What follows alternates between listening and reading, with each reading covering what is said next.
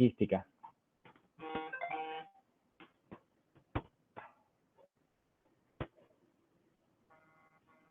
Confírmeme si se oye bien. Sí, doctor. Sí, me escucha bien.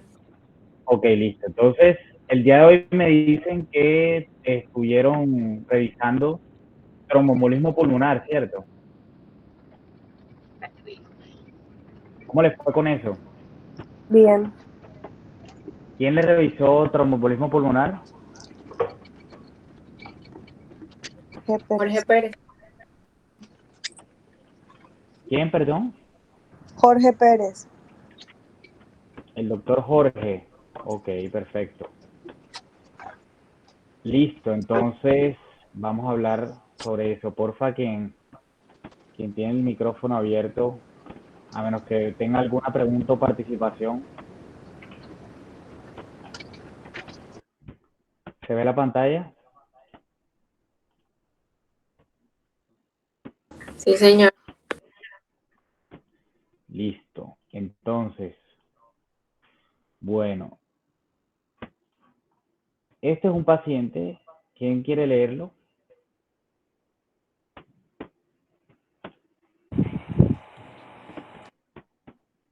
Paciente de 68 años, género masculino, natural residente de Barranquilla Atlántico, de barrio Zona Franca, ocupación desempleado, motivo de consulta, me caí y no respiro bien.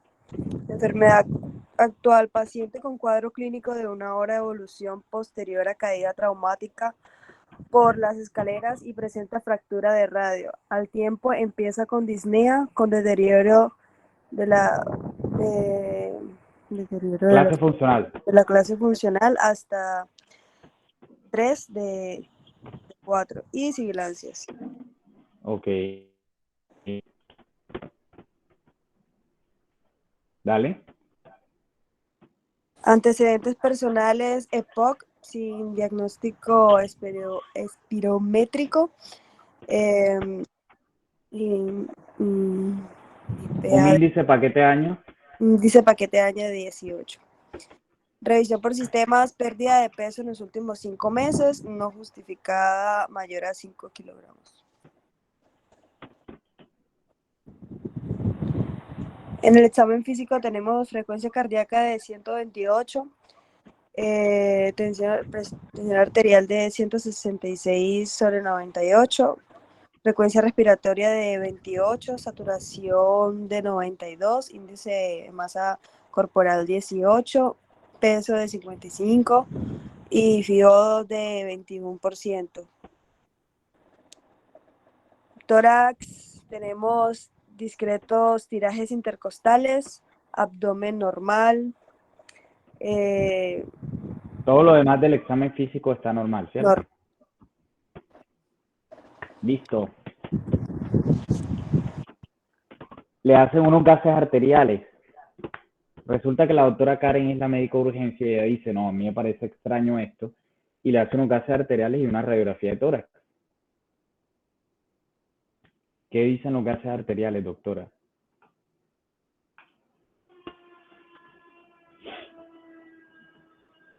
Karen. Tenemos el pH entre los valores.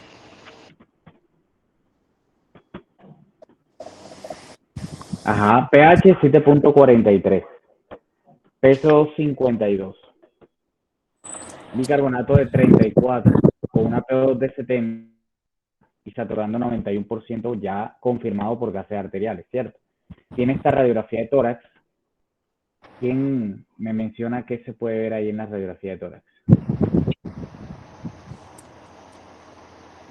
Viral Smirlado, podemos ver, ¿no? ¿Quién más?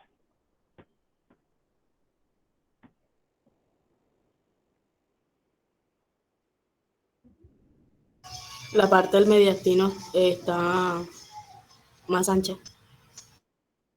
Esta parte. Tú dices. En la otra, en la otra. Esto. Ajá. O esto. No, más para atrás, en la parte posterior. No se ve como más ancho. En la parte posterior. ¿Qué más?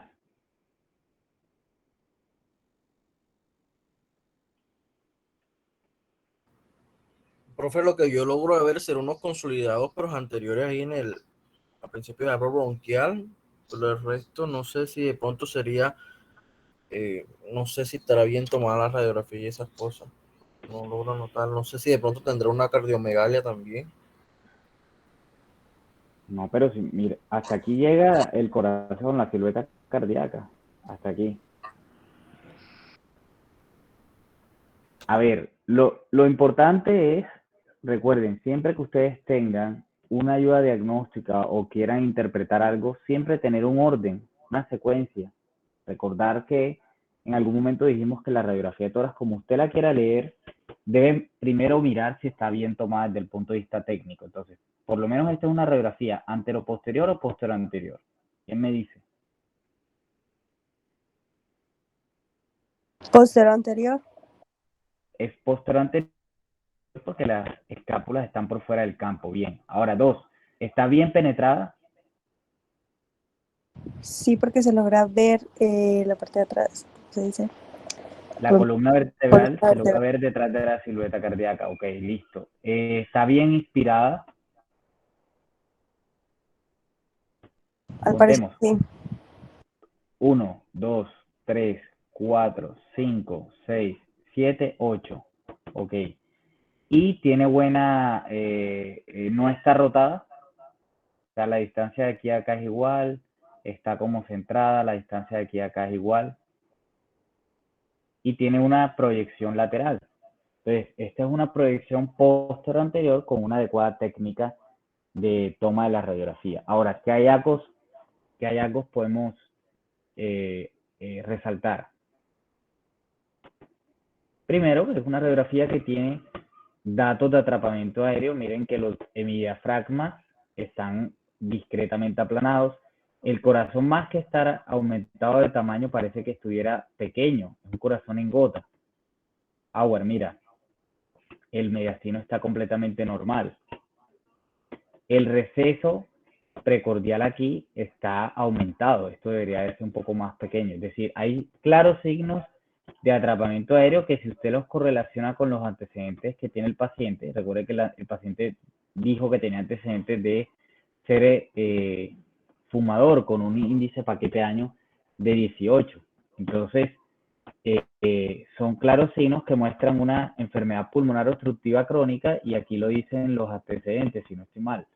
EPOC sin diagnóstico espirométrico. Entonces, son signos compatibles con una enfermedad pulmonar obstructiva crónica. Eso está claro. Ahora, en los gases arteriales tiene un pH 7.43 con un PCO de 52. El pH está normal con la PCO elevada y un bicarbonato elevado. Listo. Vamos a ver. Entonces, ¿quién me dice cuál es el diagnóstico gasométrico y cuál es la conducta más adecuada? ¿A alguien le han enseñado a leer gases arteriales y a interpretarlos en Profesor, alguna rotación? el Así dice. pH, el pH está tendiendo a la alcalosidad.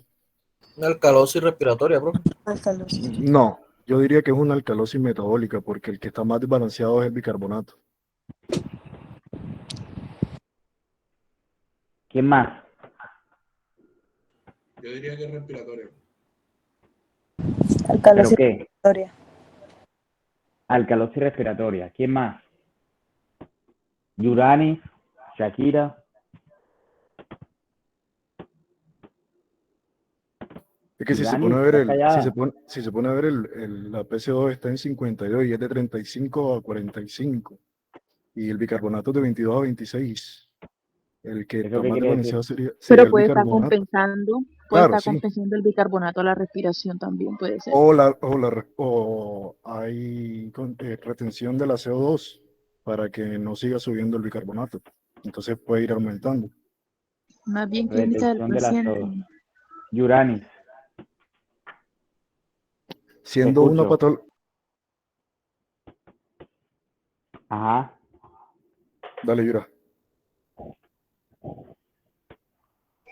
No, profe, No sé, hay que guiarse mucho de lo que es la clínica del paciente para poder determinar si es uno u otro realmente. Mira la clínica. Esta es la clínica.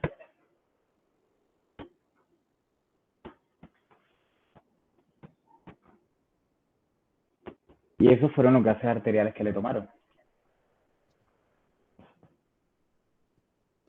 Podría ser una acidosis respiratoria compensada. Edgardo dice una acidosis respiratoria compensada. Giovanni. Yo pensaría Igual, que estoy con Edgar también, acidosis. concuerdo porque, o sea, más que todo el trastorno es más respiratorio, pensaría yo que metabólico, y la parte metabólica estaría compensando esa parte respiratoria. ¿Cuánto tiempo se demora el bicarbonato en compensar lo que ocurre a nivel respiratorio?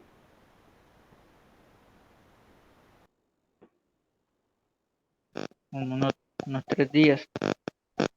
Unos 3 días. Y miren la clínica. 1 hora de evolución. Y entonces, Es como una alcalosis. Sí, es una Joana, alcalosis metabólica, diría yo. Yo también creería que es una alcalosis metabólica. Porque es que ok. si fuera una acidosis, ya, porque es que no puede ser acidosis por el tiempo que tiene el paciente, apenas tiene 1 hora. Yo no sé, profe, Calor y respiratorio. otra cosita, uno no se tiene que ir el pH como lo primordial.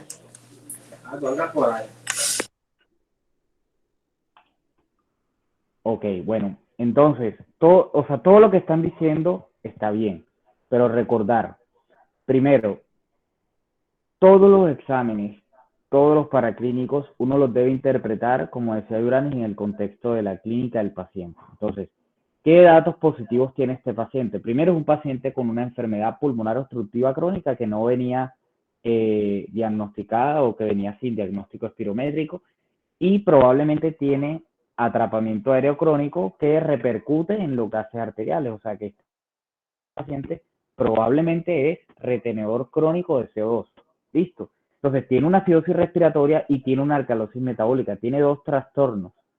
¿Por qué tiene el pH normal? Precisamente porque los 2 trastornos son crónicos y se compensan entre sí. Entonces, para uno evaluar los gases arteriales hay que tener en cuenta que los gases pueden ser arteriales y venosos, y de hecho en algunas condiciones uno solicita gases venosos precisamente para evaluar otras cosas. Entonces, este es como el orden que yo siempre tengo para evaluar los gases arteriales. Lo primero es evaluar el estado ácido-base. ¿Cómo evaluamos el estado ácido-base? Con estas 3 variables: el pH, el PCO2 y el bicarbonato. Entonces, ahí hacemos diagnóstico. ¿Es una acidemia, es una alcalemia o es un trastorno mixto? En el caso de el paciente nuestro tiene el pH normal, va de 7.35 a 7.45 y el paciente lo tiene en 7.43, o sea que está más pegado a la alcalosis, pero está dentro de parámetros, entonces decimos que el paciente tiene un pH normal. Ahora, la CO2 está en 52, lo normal de CO2 es de 35 a 45, o sea que está hipercápnico, está elevado. Y el bicarbonato, que es la otra variable, que tomamos, lo normal es 22 más o menos 2 y el paciente tiene 34 miliequivalentes de bicarbonato, es decir, que tiene una alcalemia, una alcalosis metabólica crónica y tiene una acidosis respiratoria probablemente crónica. Entonces, este paciente es compatible esos gases con su clínica, sí, por supuesto.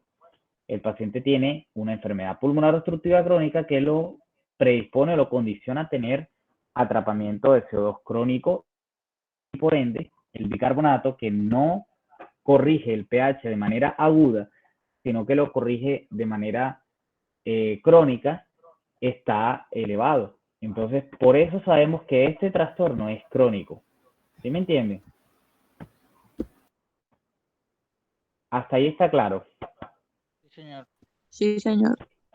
Listo. Entonces, lo segundo que miramos cuando estamos evaluando los gases arteriales es el estado de la oxigenación. Entonces, el estado de la oxigenación uno lo evalúa con estos parámetros: presión arterial de oxígeno, saturación de oxígeno, la PAFI, que es la relación entre la presión arterial de oxígeno y la fracción inspirada de oxígeno, y algo que conocemos como la diferencia alveolo-arterial de oxígeno. Esto se los hablo ahorita que estemos revisando el tema. Entonces, el paciente tiene hipoxemia, es lo primero que nos planteamos, y el paciente está hipoventilando. Ojo que cuando hablamos de hipoventilación nos referimos al CO2. Si el CO2 está elevado, decimos que hay hipoventilación. Por eso cuando en el examen físico están describiendo y que pulmones bien ventilados, es mentira porque tú no estás viendo el CO2 alveolar. Entonces, en este caso, el PO2, ¿cómo está? Está en 70 milímetros de mercurio. O sea que tiene una hipoxemia leve. Y la saturación está en 91%. Es decir, que está desaturado. Si hacemos una relación con la fracción inspirada de oxígeno, ¿cuánto le da la PAFI? Si está respirando ahí aire ambiente, tenemos que hacer es 70, que es la presión arterial de oxígeno, dividirla entre 0.21. O sea que la PAFI de este paciente está en 333. Si dividimos 70 entre 0.21. Ese es el índice o la fracción o la presión arterial sobre la fracción inspirada de oxígeno. Es decir, miren que aquí estamos diciendo, no, el paciente está desaturado y tiene hipoxemia leve, pero cuando hacemos la relación entre esa presión arterial y la fracción inspirada, el paciente no tiene hipoxemia. Y eso lo vamos a describir después. Listo. Entonces, después que esto queda claro, lo ideal es, con unos gases venosos, si se puede, en el contexto de un paciente choqueado, en el contexto de un paciente que está inestable, medir niveles de lactato. Y los niveles de lactato le permite a usted saber si la perfusión de el paciente es adecuada o no.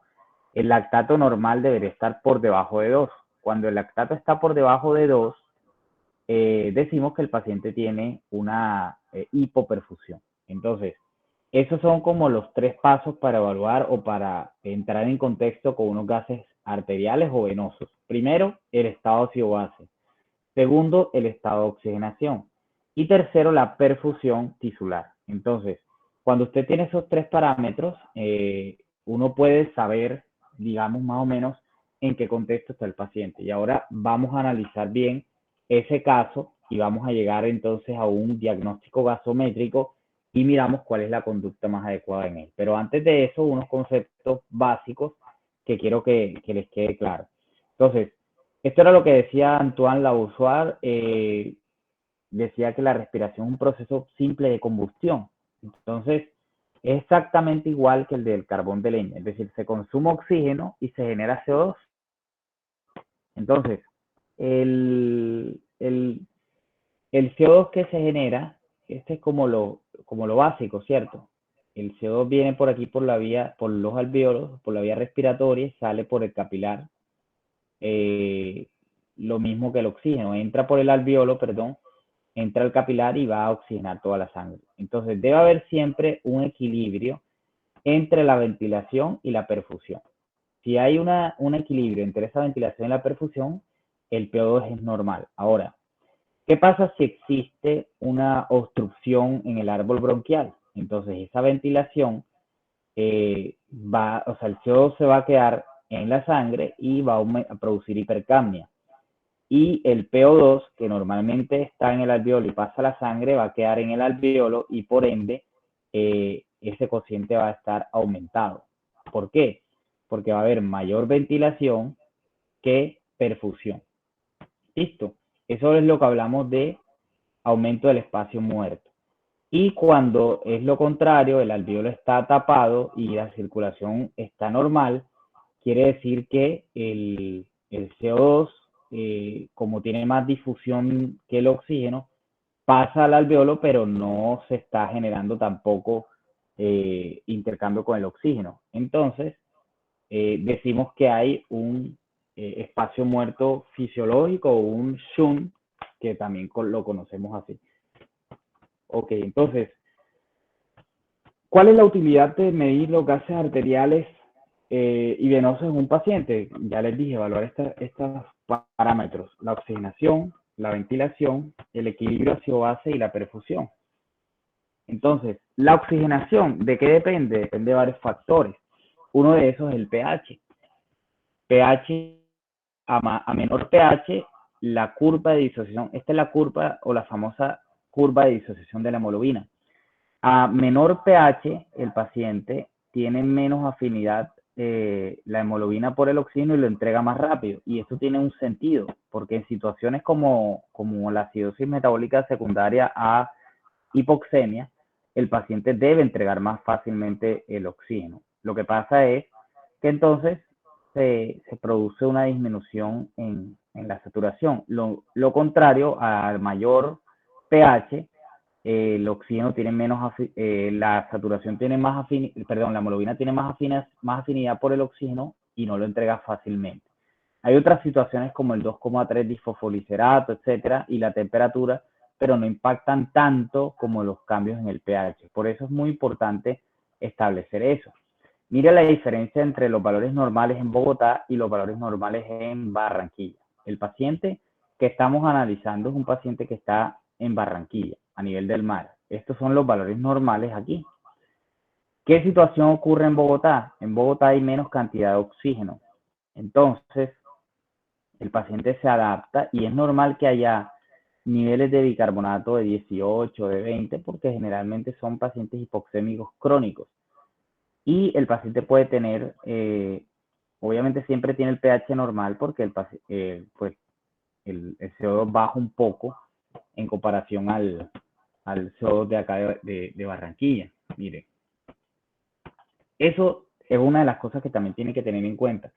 En qué o a qué altura se encuentra el paciente que usted o los gases arteriales que usted está analizando. Entonces, en el caso de la hipoxemia, uno la puede clasificar mediante el PO2.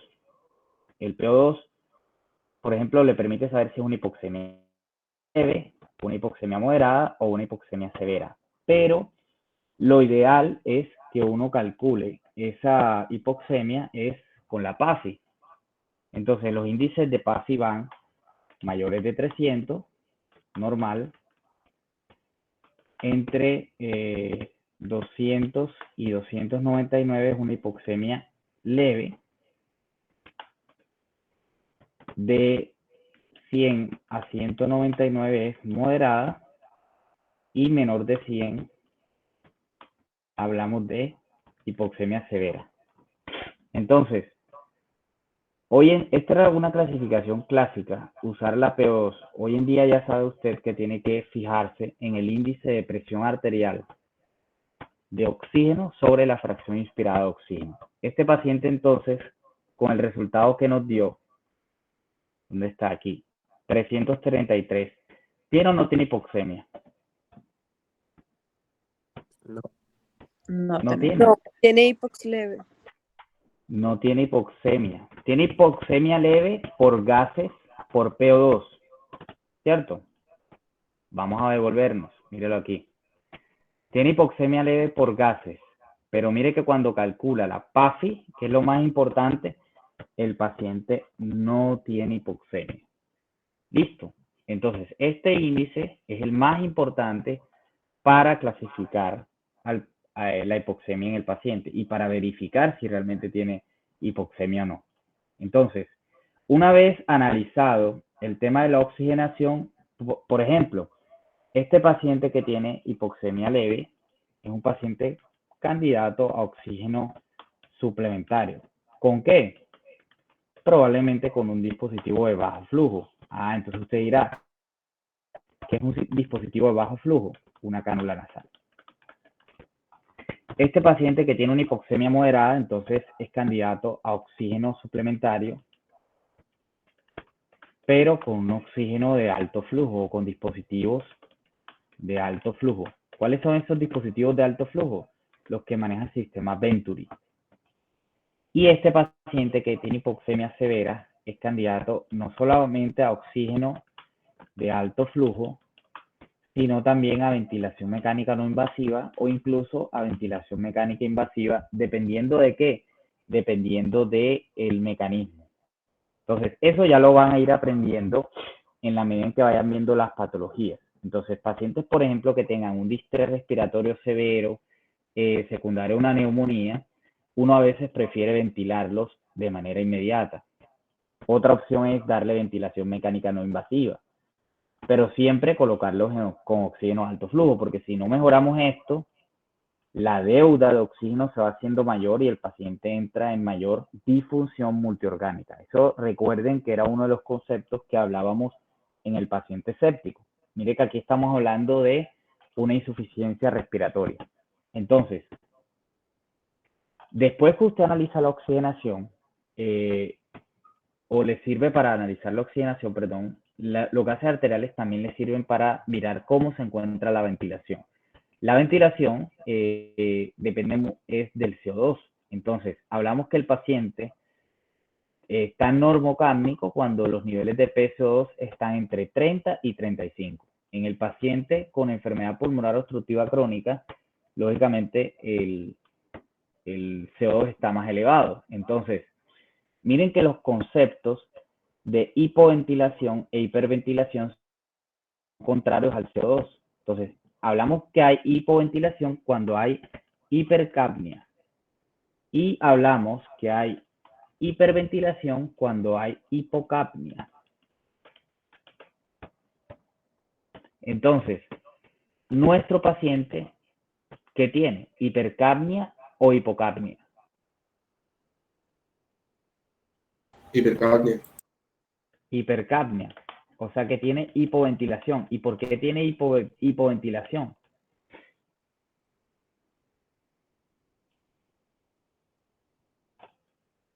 ¿Por qué tiene hipoventilación?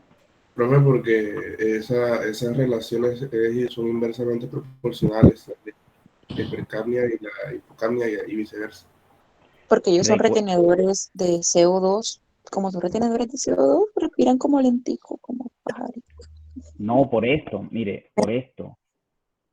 ¿Cuál es el trastorno fisiopatológico del paciente con enfermedad pulmonar obstructiva crónica? Una obstrucción de las vías respiratorias. Cuando hay obstrucción de las vías respiratorias, mire que el CO2 se está quedando, ¿en dónde?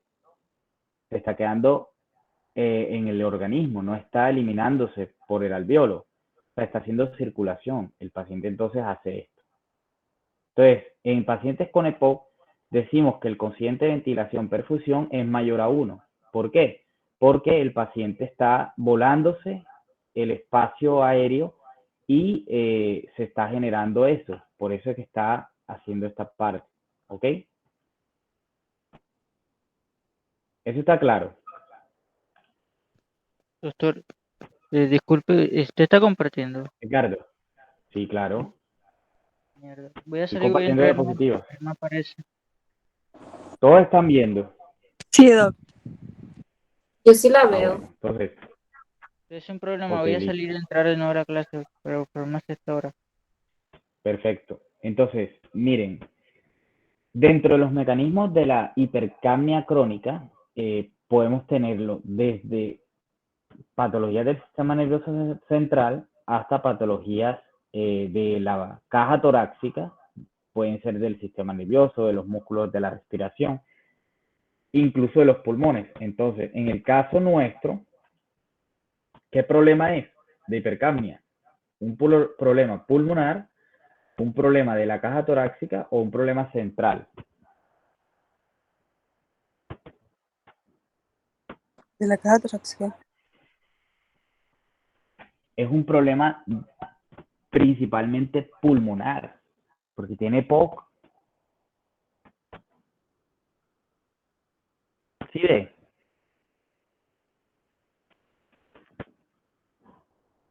Jóvenes, eso está quedando claro.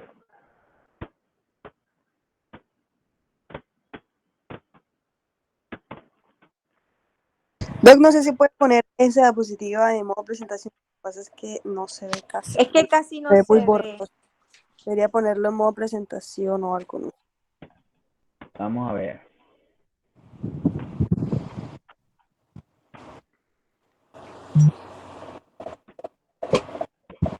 Mejor. Ya. Sí. Ok, listo. Deben revisarse sus dioptrías, ¿no?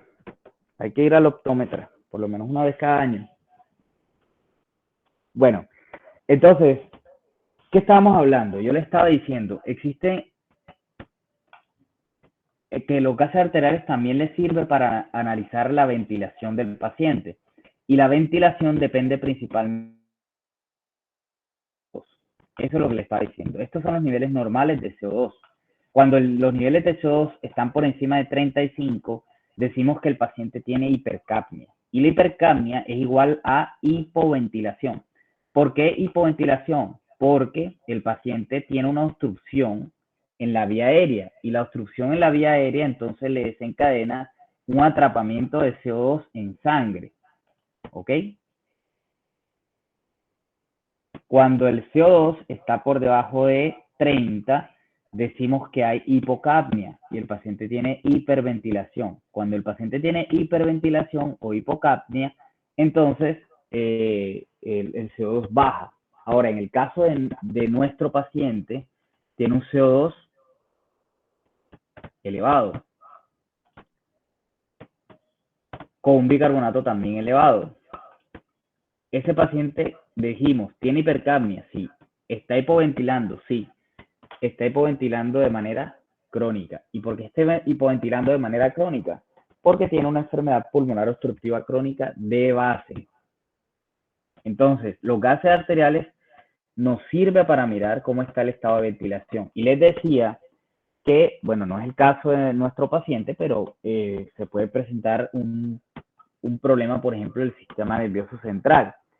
No sé si han escuchado hablar de los síndromes de hipoventilación central, los síndromes de apnea del sueño, que por cierto es una charla que quedó pendiente, ¿cierto?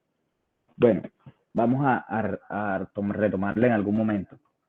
Pero los problemas del sistema nervioso central pueden producir hipercapnia. 2, la pared torácica también, por ejemplo, el Guillain-Barré, la miastenia gravis, todo lo que sea con movilidad de la pared torácica le puede generar un aumento del CO2. Y, lógicamente, también los problemas pulmonares como la enfermedad pulmonar obstructiva crónica. Entonces, la ventilación se analiza de esa manera. También le sirve los gases arteriales para mirar cómo está el estado ácido-base del paciente, que ya lo vimos en el nuestro. Entonces, el pH debe estar siempre entre 7.35 y 7.45. Para ser más estrictos, el pH siempre debe estar en 7.40. Eso es ser estricto. Entonces, si está entre 7.35 hasta 7.39, decimos que el paciente tiene una acidosis. Si está entre 7.41 hasta 7.45, decimos que el paciente tiene una tendencia a una alcalosis. Y cuando el pH está menor de 7.35, decimos que tiene acidemia, y cuando está mayor de 7.45, decimos que el paciente tiene alcalemia.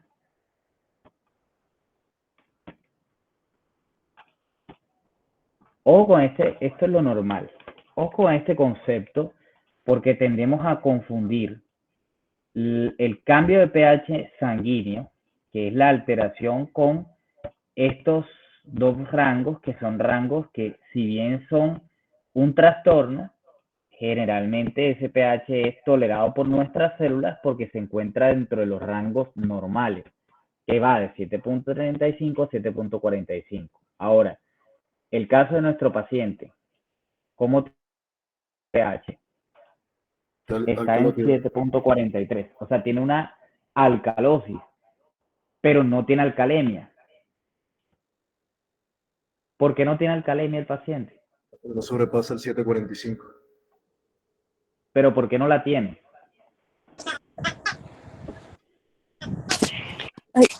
Profe, no hay que hacerle el pH corregido, profe. Ya vamos para allá. O sea, me imagino que lo que usted quiere decir es porque todavía está dentro de los rangos normales, pero tiende más a ser una acidemia a una alcalemia que hacer una alcalosis como tal. Pero ¿por qué, Shakira, por qué tiende más hacia la alcalemia si nuestro paciente dijimos que tenía hipercapnia? Y la hipercapnia produce acidosis, o sea, tiene una acidosis respiratoria crónica por su EPOC. Porque ya está ¿Por qué el compensada. pH? ¿Una compensación? Y Por el está aumento del compensada ¿por qué? bicarbonato. El bicarbonato. Por el bicarbonato. Pero ¿por qué no está en el rango de 7.40?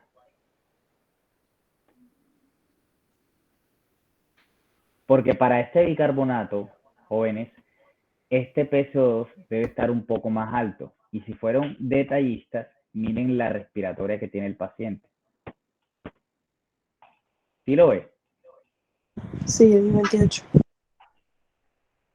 Está taquipneico. De hecho, en el examen físico de tórax, el paciente tiene discretos tirajes. Entonces, analizar unos gases arteriales simplemente por los valores no sirve de nada si no lo contextualizamos. Por eso les coloqué estas, digámoslo, cáscaras. Y mire que aparte de eso también el paciente está hipertenso y está taquicárdico. ¿Qué sufrió el paciente? El paciente sufrió un trauma de las escaleras. Entonces, nos dejamos llevar a veces por esto, entonces lo catalogamos como EPOC, pero no vamos más allá de eso. Entonces, si yo tengo un paciente con EPOC que tiene una hipercapnia crónica por hipoventilación crónica y tiene un CO2 que está elevado, porque mi paciente está tendiente a la alcalosis y no a la acidosis como debería estar? Por lo menos debería estar en 7.34, 7.32. ¿Por qué? Entonces, ese CO2 para este bicarbonato está bajo. Eso lo vamos a analizar. Un tip para mirar cuando hay un trastorno mixto, cuando hay un trastorno doble en los gases arteriales, que el pH sea normal con ambas variables alteradas. Eso es un tip para mirar. Entonces, eso es dentro del análisis del equilibrio ácido-base que podemos hacer con este paciente. Ahora, miren cómo se distribuye. Dijimos que nuestro paciente tiene una acidosis respiratoria, ¿cierto? Entonces, cada vez que tengamos una acidemia o una acidosis o un trastorno, uno debe mirar si la otra variable que debería, digamos, entrar a equilibrar el pH está equilibrado o no. Entonces, mediante estas fórmulas que están aquí, que sí, o sea, no les digo que se la aprendan, pero sí pueden tomarle un screen para que la tengan presente. Uno calcula cuál es el valor para esa medida. Entonces, vamos a hacer el cálculo. Por ejemplo, en el caso de nuestro paciente, ¿cuánto tiene de CO2? 52. 52. Entonces, mire lo que dice la fórmula aquí. Si el bicarbonato, si el PCO2 está por encima de 42, usted debe mirar si ese bicarbonato es el que se ajusta a su CO2. Entonces, cada vez que el CO2 aumente por encima de 10 milímetros, perdón, por encima de 40, usted le suma ese bicarbonato, por ejemplo, 1 milimol de 4 a 5 o mayor de 5. Entonces, calculemos el bicarbonato ideal para ese CO2 de 52. ¿Cuánto le da? Vamos a ver. ¿Cuánto le da ese bicarbonato ideal? ¿Quién cree? ¿Quién dice?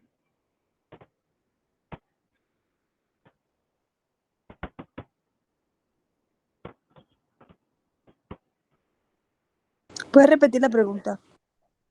¿Cuánto le da el bicarbonato calculado para ese CO2 que tiene el paciente?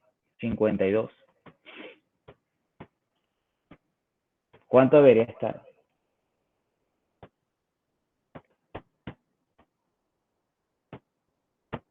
¿Tiene cuánto de exceso sobre 40?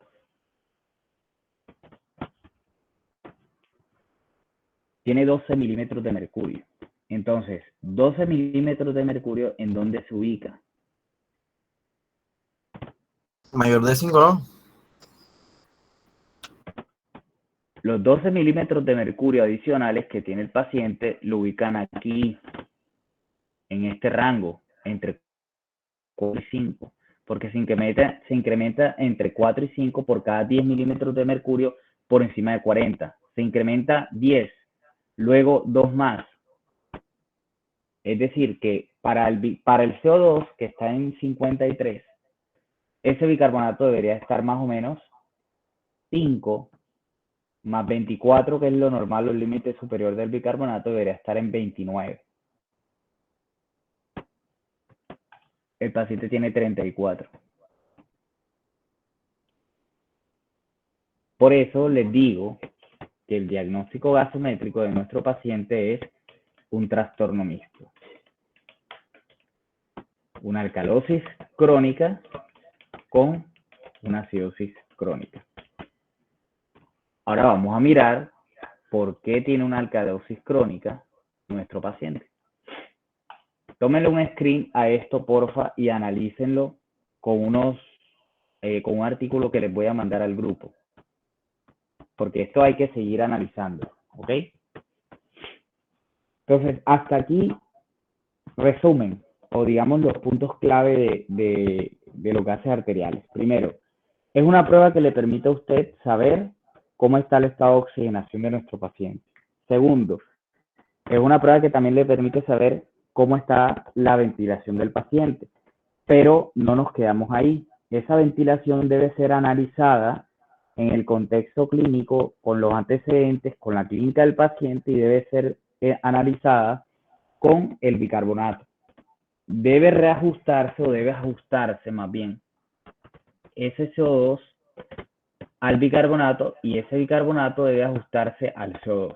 Una pista: cuando el pH está normal y las dos variables están alteradas, entonces decimos que nuestro paciente puede tener un trastorno mixto. Guarden eso, tomen el screen a esos gases arteriales y lo seguimos discutiendo mañana, ¿les parece? Sí, porque la verdad lo último no, bueno, a mí no me quedó claro. No se preocupen, les voy a mandar un artículo del New England Journal of Medicine para que amplíen más esto del análisis de equilibrio ácido-base, porque hay que hilar bien fino. Y además de eso nos sirve para entrar en contexto del enfoque clínico que están haciendo en teoría con tromboembolismo pulmonar, insuficiencia respiratoria, en fin, todas esas cosas. ¿Listo? No se preocupen que a veces a la primera no lo captamos bien. ¿Listo? ¿Todo claro? Listo, Doc. Gracias. Nos vemos mañana entonces. Les confirmo si presencial o virtual, porque creo yo que esto lo debemos hablar mejor presencial. Sí, profe, definitivamente. Listo, quedamos así. Que estén bien. Listo, Doc. Luego.